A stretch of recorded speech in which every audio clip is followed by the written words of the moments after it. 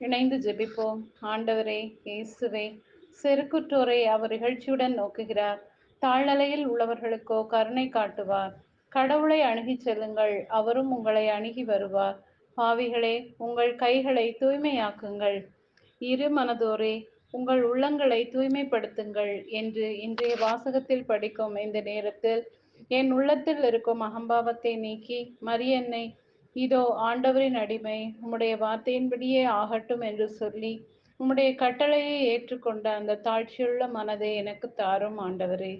என் உள்ளத்தில் உள்ள தீய எண்ணங்கள், பழக்க வழக்கங்கள், செயல்கள் அனைத்தையும் களைந்துவிட்டு உம்மிடம் ஓடிவரச் செய்யும் இயேசுவே.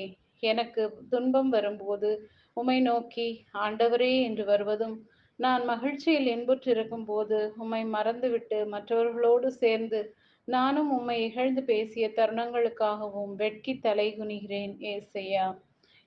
இனி ஒருபோதும் இந்த தவறுகளை செய்யாமல் எவ்வேளையிலும் உம்மோடு உரையாடவும், நீர் எனக்கு செய்து கொண்டிருக்கும் நன்மைகளை நன்றியோடு நினைத்து உம்மை புகழ்ந்து கொண்டே இருக்கவும் அருள் தாரும். இந்த நாள் முழுவதும் நான் தாழ்ச்சியோடு அனைவரிடமும் நடந்து கொள்ளும் நல் மனதை தாரும். ஆமேன்.